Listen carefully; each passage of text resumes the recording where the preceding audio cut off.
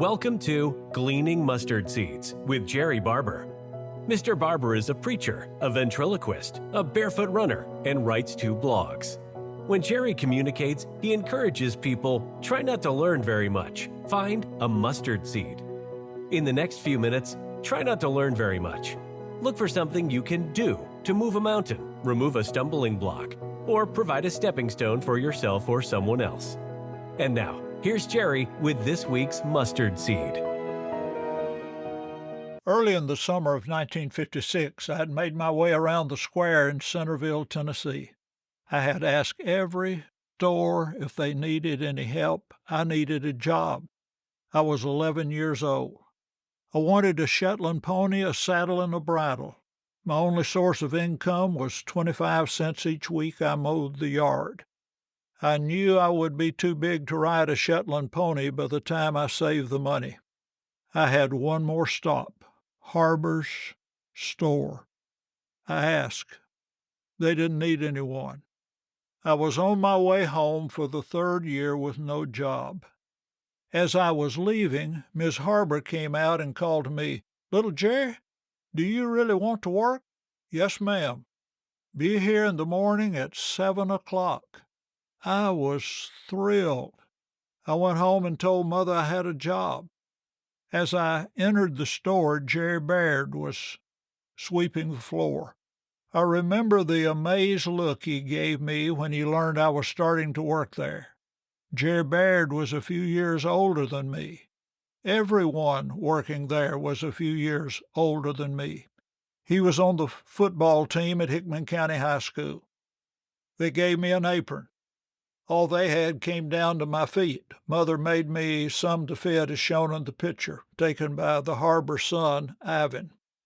My first job was placing soft drink bottles in wooden cases outside the store. The bottles were different sizes. I had trouble keeping them from getting tilted and falling over. I thought, I've got myself into something that's too difficult for me. I'm in over my head. Through the years, I've learned that that Saturday morning would not be the last time I had that feeling. I felt that way when I went to college, took Greek for the first time, first full-time preaching work at Yorkville, Tennessee, second place to preach in Madisonville, Kentucky, and the third place to preach in Dalton, Georgia. Each preaching place was twice the number as the previous ones with new responsibility. I didn't know if I could make it or not. After the bottle stacking assignment, I started bagging groceries and carrying them to the car for the customers. As I was bagging a large order for a lady, I noticed the box of rolls would fit exactly in the bottom of the brown grocery sack. Correct observation. I then carefully placed the cans of beans, peaches, and other items until someone told me the cans of vegetables will mash the rolls at the bottom. Place bread, rolls, and other things that will mash on the top. I'd learned something. I didn't do that again. I was thrilled with my new freedom.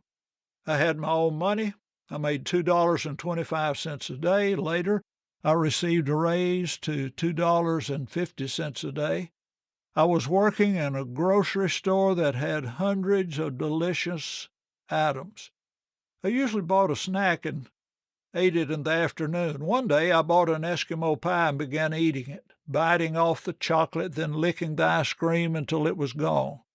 Miss Harber came to me and said, "Little Jerry, it's okay for you to take a break and eat a snack, but do that when few or no customers are in the store. It's 4 o'clock and this is our rush hour." People were lined up at the checkout counters, and they needed every available person to be assisting them. I didn't do that again. I learned rotating stock. All the old stock is pulled out and put in the floor. New stock is stacked behind so the previous stock will sell before the newer. I still do that with vitamins, shirts, pants, suits, and groceries at home. One day when I was stocking baby food, I noticed a flavor, banana pudding. I didn't remember tasting baby food. I had no brothers or sisters to try their baby food. My thought, That would be a great dessert at lunch. Often bought a slice of bologna and 2 slices of bread from the meat market, a Coke and a dessert. That day, I bought a can of banana pudding baby food for dessert. I learned that Gerber baby food didn't taste like mother's banana pudding. That was the last of that experiment. We had 2 brands of milk at Harber store, Jersey Farms and Seal Test. Willie Bird Lester owned the Seal Test distributorship in Hohenwald. Often he'd come in early in the morning, stock the store with Seal Test dairy products, and leave a dozen donuts for the worker. And it came to pass when I was asked to fill an order for delivery or for someone to pick up, unless specified when they ordered milk, I always chose Seal Test. At the end of the day, for some reason, there was less Seal Test milk left in the case than Jersey Farms. From that, I learned that people often buy products because of who is selling the products rather than the specific product itself. I was surprised the first time Mr. and Ms. Harber came to me and said, "Little Jerry, please take this money on your bike and deposit it in the First National Bank." I couldn't believe they trusted me with the big sack of money they had taken in that day. That happened often. I felt trusted. Another assignment. There were 2 or 3 customers who came to the store who were known to steal items by concealing them and not checking them out. My job was to take off my apron, look like a civilian, and try to find out how they were doing it. One day I followed a man. He had Twinkies in his cart. When he came to the produce area, he placed the Twinkies in the bottom of a sack and filled the sack with sweet potatoes. I told Miss Harber, "Check the bag of sweet potatoes." I was bagging the groceries.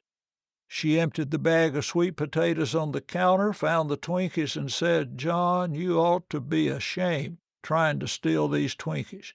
John said, I forgot." Miss Harber said, "No. You were trying to pay less by hiding them in the sack with your sweet potatoes." I saw Numbers 32:23. Be sure your sin will find you out. I didn't save the money for a pony, saddle, and bridle. I usually spent $2.25 a week to buy a new 45 RPM record of Elvis Presley or Pat Boone. But I received something more valuable. I learned how to teach someone who didn't know what he was doing.